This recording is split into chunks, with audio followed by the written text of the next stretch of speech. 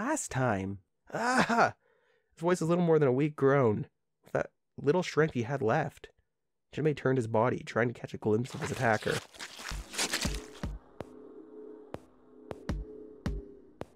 And we're back with more 999. We just zoomed through a few dialogue options to get here, and now we are about to go through door 3.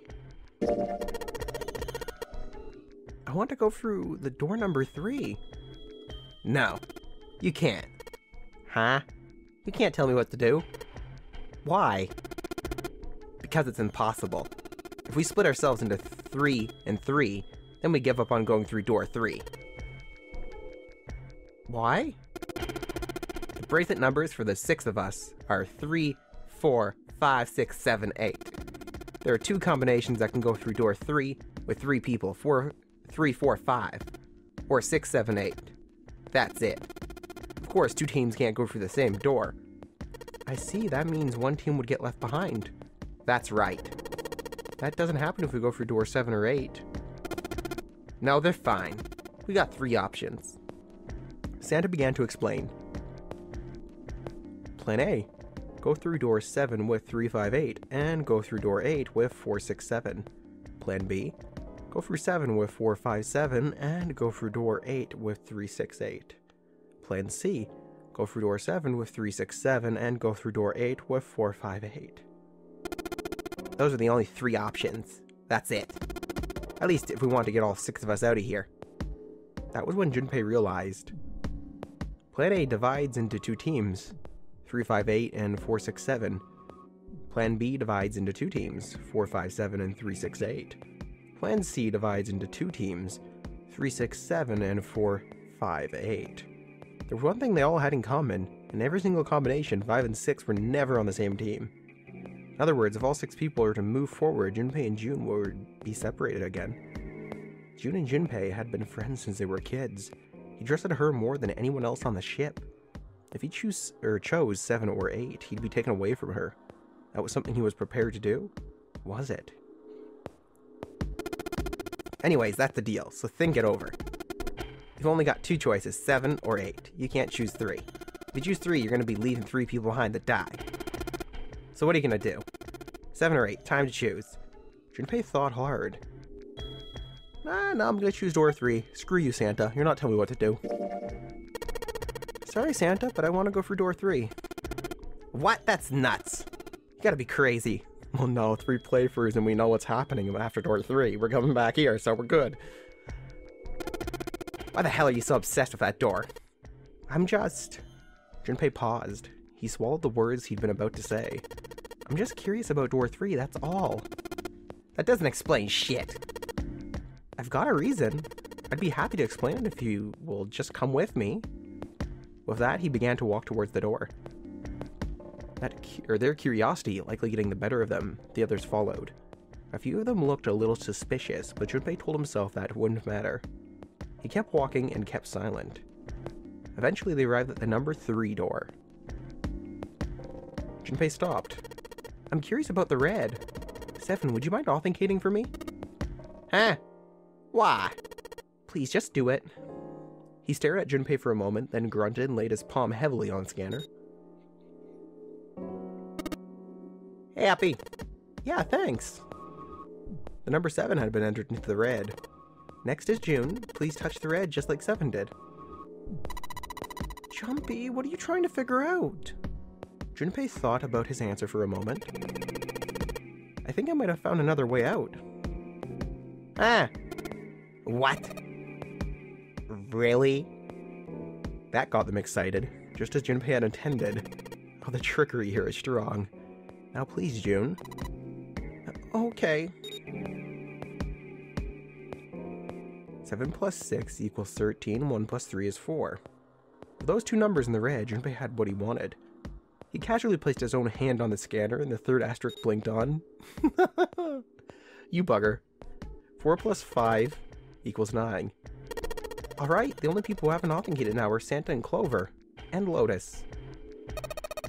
So, what's your point? You don't get it? Think about it. I see what he's getting. What's the sum of your number and Clover's? 12? So what's the digital root of that? 3, which is Santa's number. By the way, Lotus, what's the number that's currently in the red?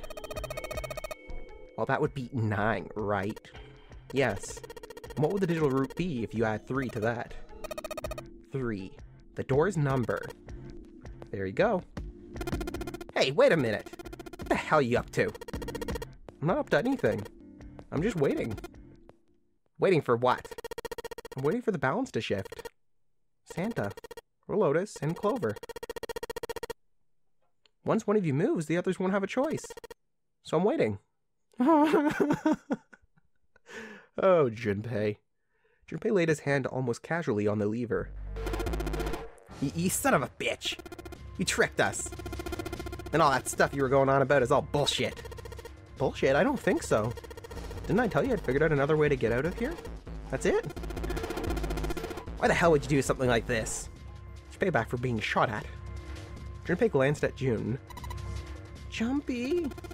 You did this just so you could go through the same door as June? That's it? Santa was furious, his face was red, and flecks of spit flew from his lips as he spoke. Junpei closed his eyes calmly, then opened them again. So, who's it going to be? Santa? Or Lotus and Clover? Shit! We're going. Clover, come on. Lotus leapt forward. She grabbed Clover by the sleeve and ran for Junpei in the door. Caught by surprise, Santa froze for a moment, then shot forward like a bullet for a gun. Lotus had a head start, but Santa had the advantage in size and speed. Doesn't have those big melons weighing him down. Almost immediately, he passed Lotus and Clover. No, wait. Santa did not hesitate. Ugh! He slammed his hand down on the red. This is insane. This isn't right. He glared at Junpei, his chest heaving. Yes, well, you may be right. Junpei's voice was cold, but not without effort. He turned to the red and pulled the lever. That's fantastic. That whole little section right there, that was great. The sound of metal on metal, the door opened. It would only remain so for 9 seconds. There was no time to think. Go! Junpei and his 3 reluctant companions jumped to the door's gaping mouth one after another. No sooner did they enter than an all too familiar noise sounded from their left wrist. The detonators had activated. Junpei looked back only once and saw Lotus and Clover on the other side of the closing door. They stood still, stopped where they had been when Santa reached the red. The defeat and desperation on their faces tore at Junpei's heart. Oh god! Then the door closed and they were gone. Feels bad, man. Feels bad. You son of a bitch, Junpei, this ain't fair. Santa rounded on Junpei, lightning crackling in his eyes and his knuckles white. Do you realize what you just did? You leave them out there and they can't. Shut up! Hey, it's enough! If it hadn't been Junpei that spoke, but 7. You gotta find the dead or none of this is gonna matter. I'm gonna die! The clock was ticking. The dead was their only chance at survival. Unless they could find it and deactivate their detonators, the 4 of them would be, a paint job for the room. We got less than a minute left. No time for screwing around. Get moving. Go! They scattered and began to scour the room. The activation device was nowhere to be found. Corridors stretched out in 3 directions, but everyone was blocked off by a wall of metal. There was only one way out. One other door. There! 7 ran for the door, a rusty iron thing. His large hand grabbed hold of the handle and pulled. The room inside was pitch black. They could see nothing beyond the small patch of light that spilled through the doorway. Junpei stuck his head through the door and looked around the room. Almost immediately, he spotted the blinking red light on the right wall. I found it! The dad's right over here! He stepped into the room and nearly fell down. The floor was slippery. What? He stopped and glanced down at his feet. What was... Oh, dear God. Hey, what the hell are you doing? Get over there! Junpei felt 7's heavy hand against his back and stumbled across the room. The other 3 piled in behind him. They all felt immediately that something was wrong. Nothing that could be easily identified, only a sense that something terrible shared the room with them. There was no time to say so. Quick! Get to the dead! They all started running. In the dark, it was hard to tell where the wall was. All they could see was the tiny red light blinking at them over and over. Then finally, suddenly, they were there. In quick succession, they slammed their hands against the scanner panel.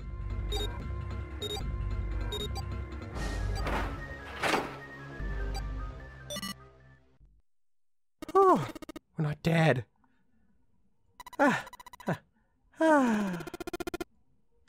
Seven leaned against the wall, gulping air.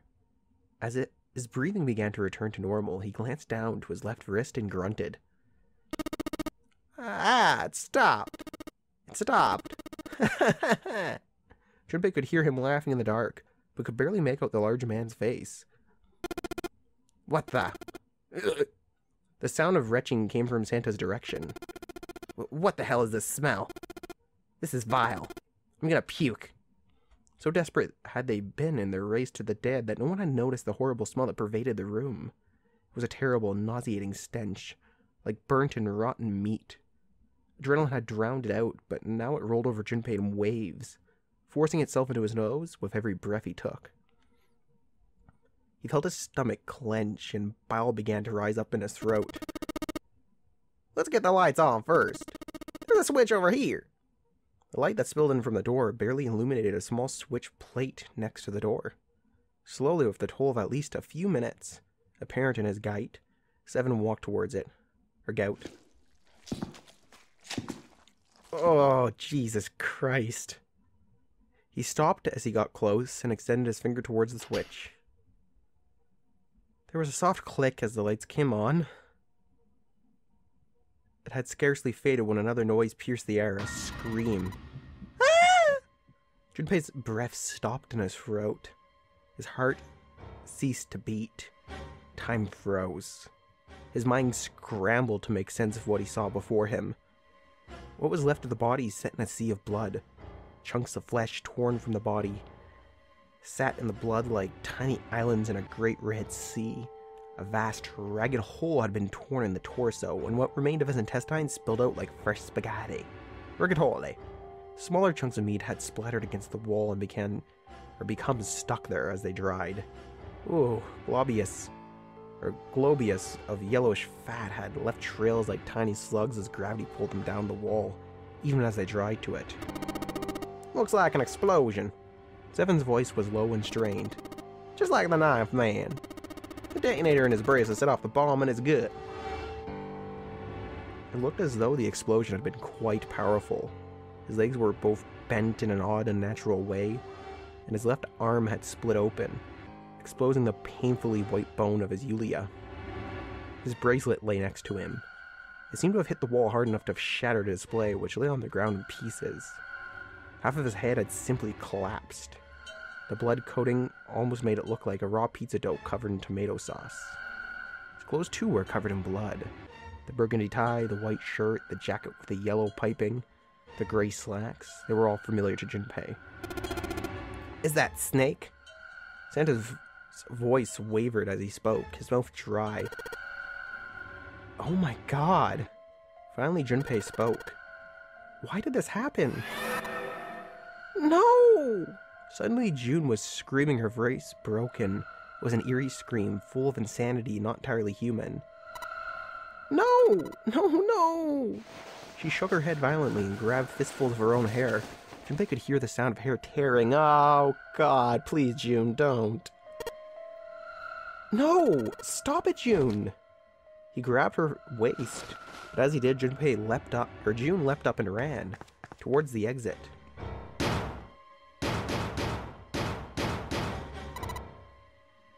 Please, get me out of here! You have to let me out of here! She screamed at the door and her fist slammed against it with a hollow sound. Junpei could see drops of blood on her knuckles. Oh, this is painful to watch and read. Why are you doing these horrible things to us? What did we do to deserve this? She screamed again, a desperate, mindless cry. Her fists flailed against the door.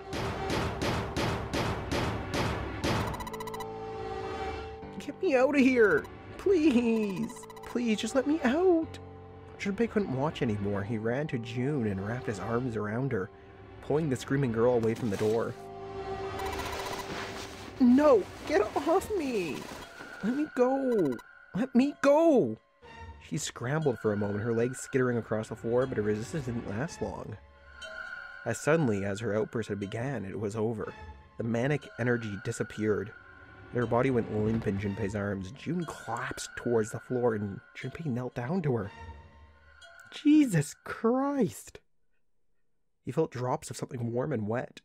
Was she crying? A moment later, she began to sob. Her shoulders shook, and great hot tears rolled down her face like rain. We're going to be fine. It's going to be all right, June.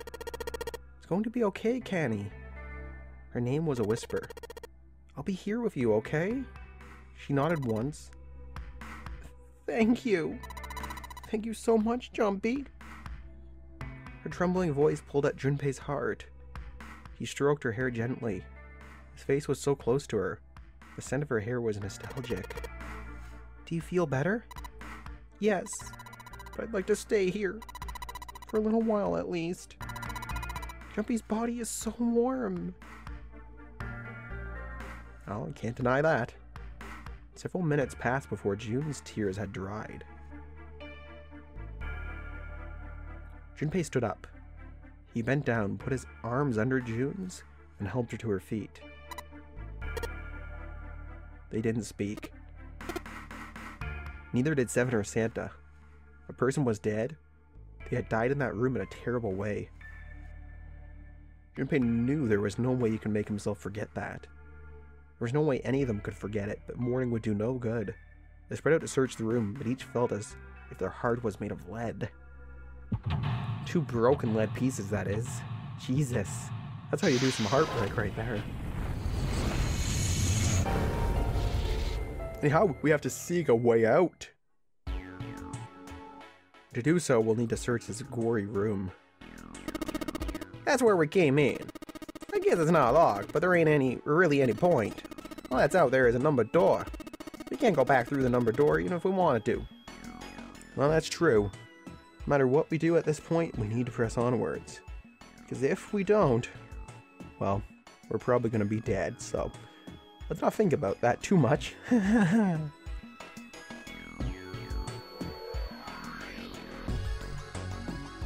Toilet paper?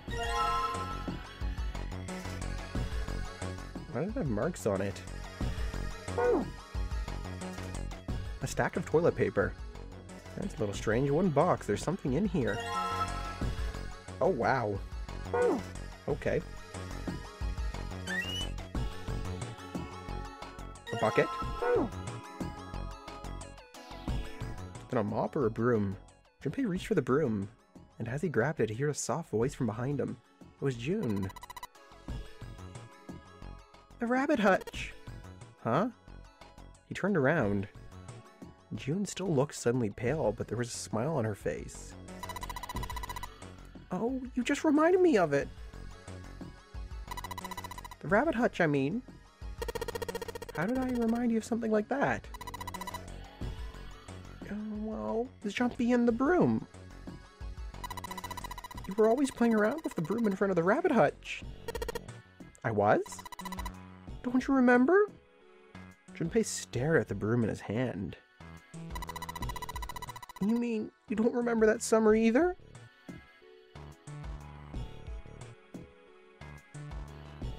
She looked very sad. Oh, June, please don't. You already almost made my heart break. Jesus. He shook his head. Of course I remember. How could I forget something like that? It was terrible. Terrible?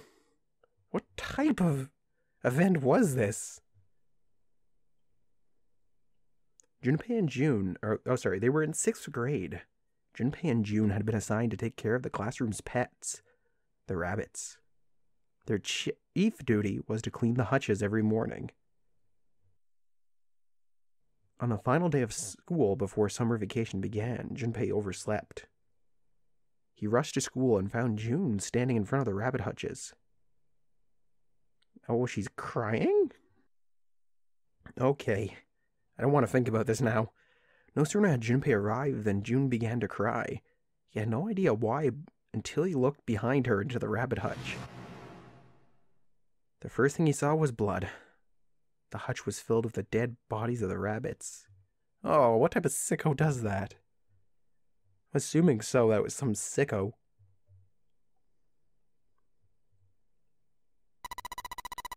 I just kept crying and crying until you came over. You held my hand and you looked very serious and you said, "Don't cry, I'm gonna catch the person who did this." After you told me that, I finally stopped crying. Well, the real fun started after you quit crying. You told me you were going to catch the killer together. June smiled and a little bit of the flush of life returned to her cheeks.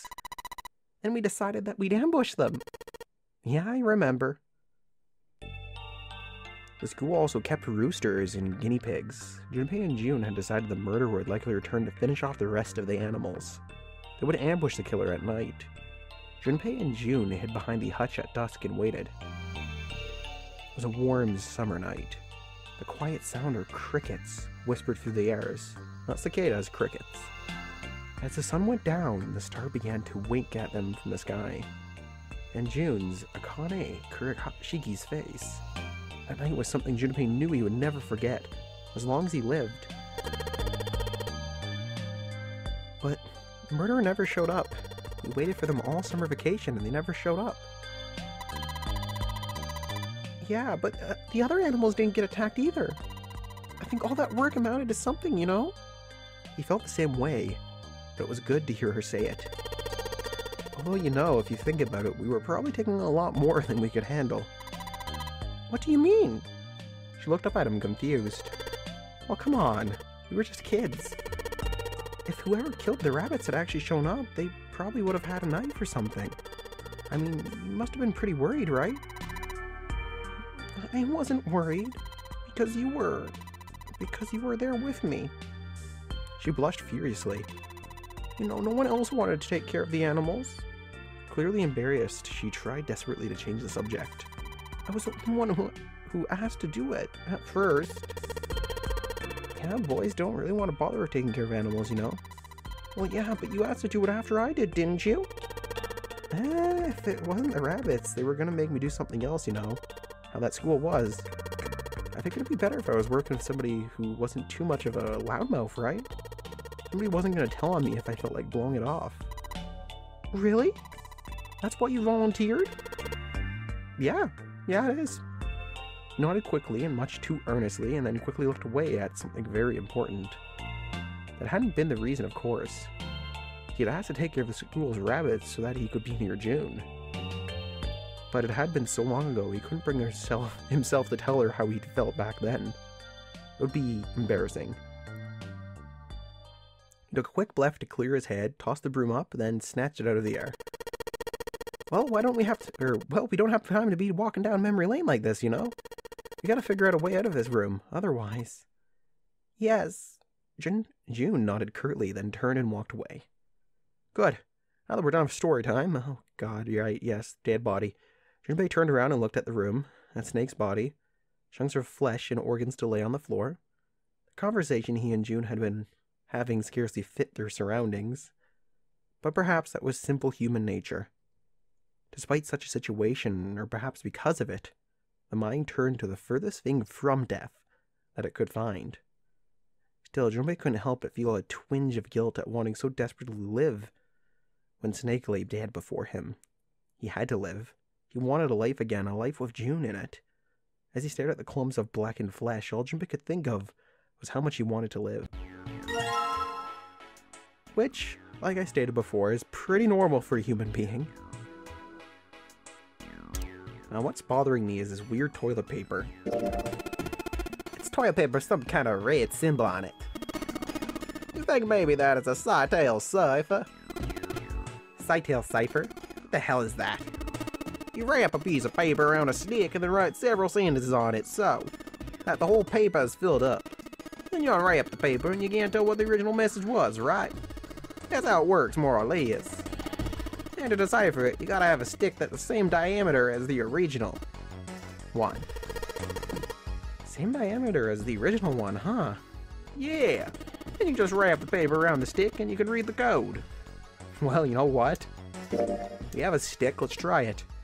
What if I wrap the toilet paper around the broom? Oh, 7, thank you for the tip. Oh, so you wrap the toilet paper around the broom, huh? Looks like the symbols line up perfectly. It says 634. Well, that's good to know that we have something to work with. Now on to stall number 2. Potting wall that separates the toilets. Yes, I know. Ooh, what's that? What do you think this is? It looks like tar. It's kind of sticky. I don't think we can just wipe it off. I bet just pouring some water on it's gonna help much either. What about hot water? Hot water? If we had some really hot water, like boiling hot, then maybe that would wash it off. Well, I guess we could try the showers, if they work. It's a water tank for a toilet. I've seen a lot of OC guys try and hide a piece in something like this. Usually for a 187 or something. Guess I think it's clever. Don't know when they'll figure out. Everybody else thinks it's clever too. He's talking about, like, people hiding guns in toilets. Jesus. Huh? I mean, I know peace, but what's OC? Organized crime. What is that? Some kind of police slang? Huh? Probably. Huh? What'd I say? Why does he look all sad now?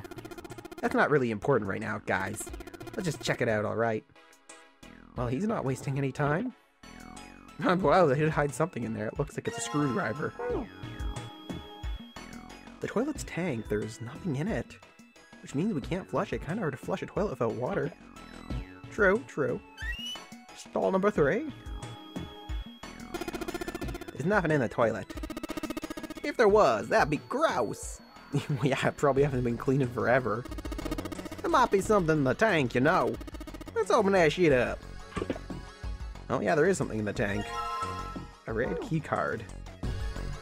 The tank's where the red key card was, and nothing here now. What was that, water?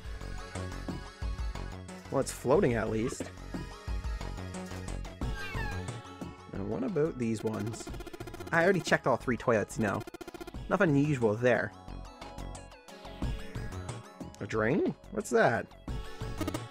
Ah! It looks like there's something down there on that grate. I think it's a cod. Yeah, it's the blue cod. Can't reach it though. It's too deep. Well, that sucks. Well. Well, I have an idea.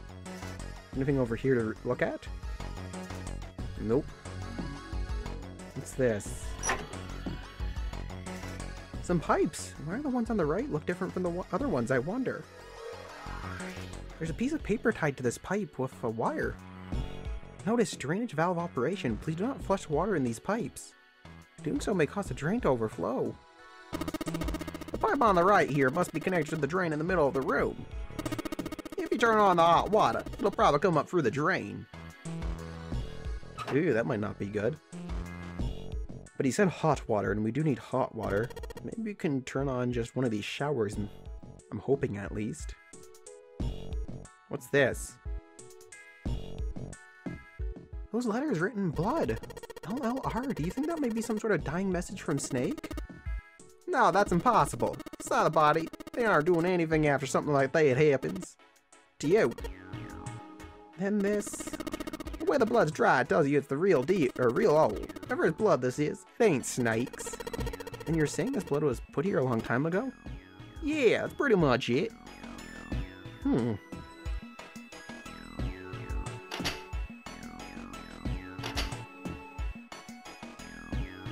What other items do we have? What the hell is this thing? Some kind of spray bottle? There's something written on it. Lumen, can't read out anything else. The label's all faded. Let me see that. Just grabbed it from him. That wasn't very nice. Oh, this is luminol. You know, forensic guys use it at crime scenes.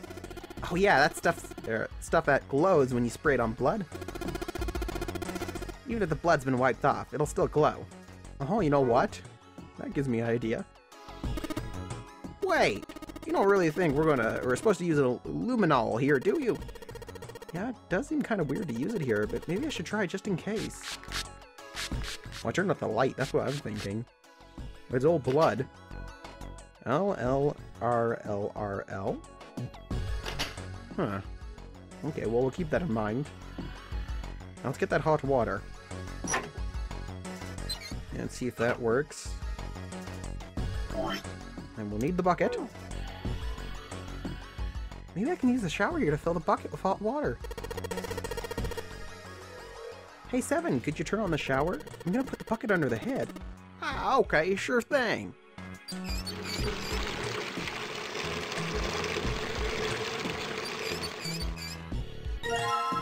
Thank you, Seven. Now, in a few moments here, I'm gonna go try to use that water on the tar. This tar-like substance in the toilet, at least. Does this one work? Alright, let's see if anything happens when I turn you. No, nothing. Not even a drop. Is the pipe clogged? Well, I guess it could be. Did that do anything over here? It's the drain. Huh? I think there might be something in there. Yeah, there's a card. Hey, Junpei, isn't this card kind of like the red card? Yeah, it looks similar. You're talking about the one we found in the toilet, right? Yeah, the red card floated, didn't it? Yeah, it did, so? Oh, and this blue one probably floats too, right? Well, yeah, you might be right. Okay, so my hunch about flooding that is right, but how do we do so?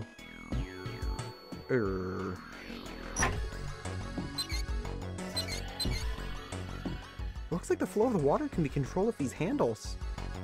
We can put any water through the pipe on the right, though. If we do that, it'll start overflowing from the drain. Wait. Right, left, down. Does that message something to do with this? Left, left, right, left, right, left? Let's try it.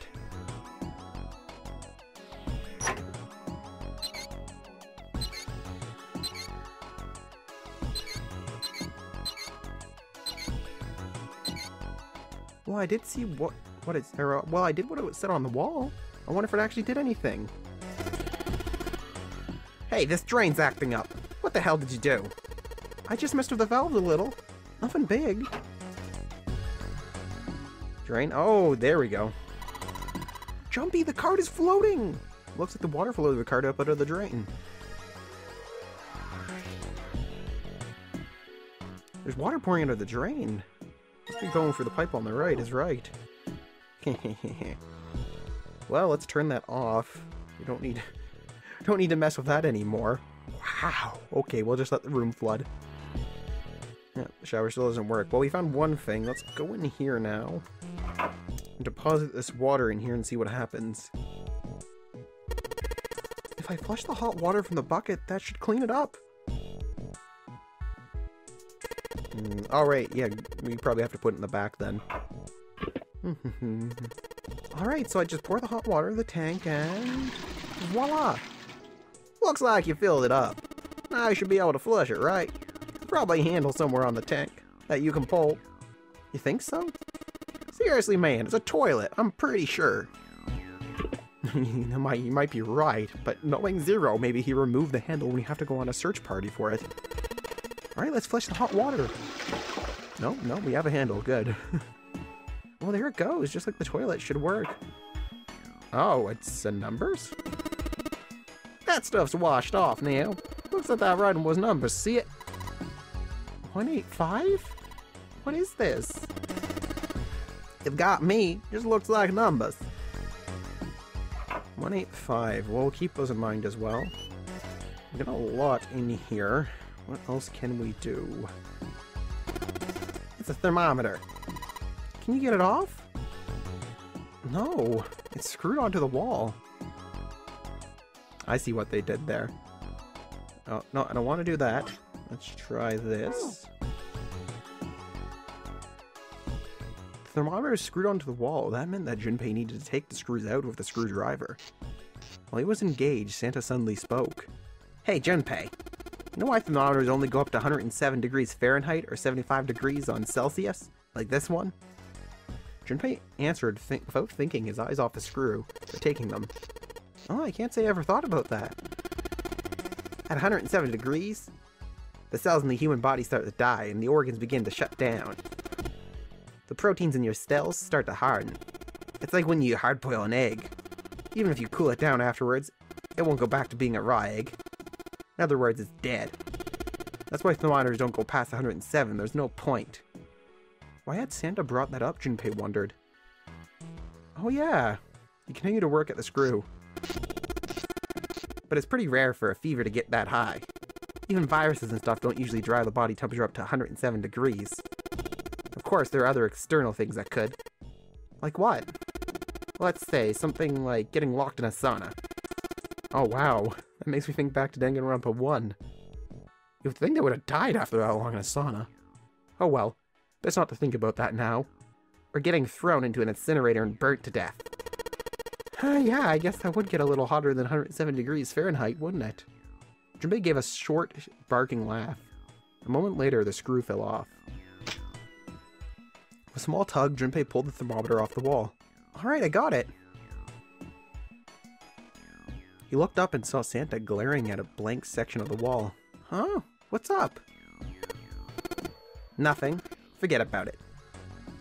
Santa spun around and walked off, away from Junpei, but as Junpei watched him go, he didn't look angry. He looked very, very sad. Does he have something against saunas? Anything on the wall?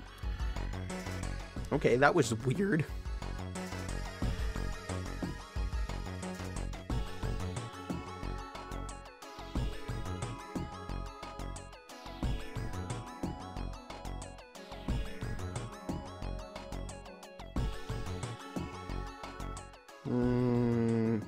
We could try using the hot water. Is that going to do anything?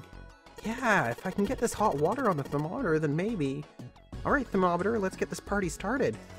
This game's been full of unorthodox things, like using pocket watches for puzzles. Yep, looks like that's doing the trick. There goes the gauge, and now it's at the open mark. Huh, it opened. I didn't think it that easy. What's this? It looks like there's a piece of paper in here. 957 plus.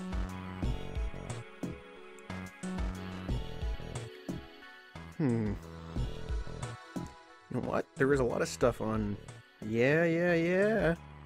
Okay, there is a swipe thing. Oh hey, the blue light just came on. Huh? The blue light was just on, but it's off now. And the red light's on instead.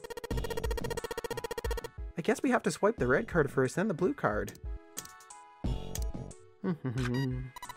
Great job, Jumpy! Both the lights are on now. Now you just need to put in the password. Ooh, that's a good question. From what we remember, looking back, let me just think. So we have the 185 with the equal sign. We have 634 plus and then 957 plus. So maybe we're supposed to add them together.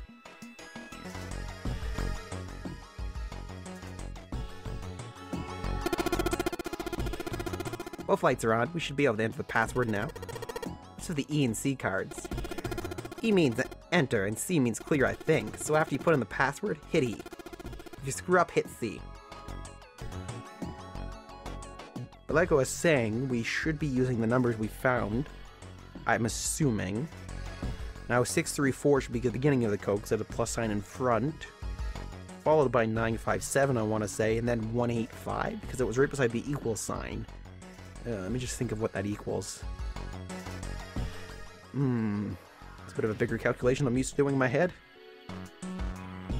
1776, I want to say.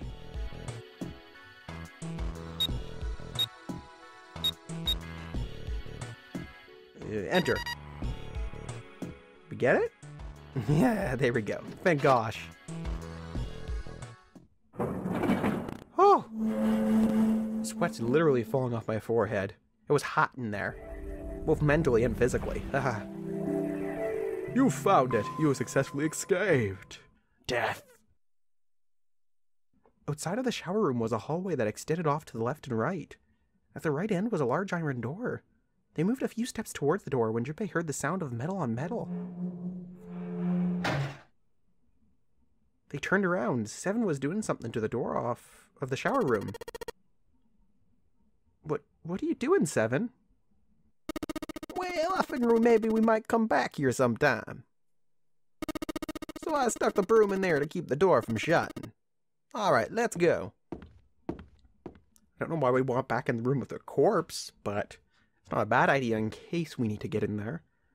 With that, he stood up and began to walk down the hall. He brushed past Junpei and kept going. After a moment, the rest of them followed him. Before long, they found themselves at the large iron door. They had only been there for a moment when June spoke up. Junpei, look! He turned. There on the right side of the hallway was a piece of paper attached to the wall. Right, the map. Junpei ran over and peeled it off. It's a map of the ship's interior. It said sea deck in the upper left corner. From what he could tell, it was a map of the floor they were on. There would be time to look at it later. Junpei folded the map and stuffed it into his pocket. Now, back at the door, the four of them lined up in front of it, sent a step forward. He grabbed hold of the door, then turned to look back at the rest of them. Ready? Well, we're not. I think that's where we'll leave it for today, Meisters. As always, if you did enjoy the video, please do leave a like to show your support. If you'd like more Shinigami shenanigans just like today's, ensure to join the Academy and subscribe to the channel for more videos just like this one. As always, we'll see you next time on Let's Play 999, where we hopefully don't die.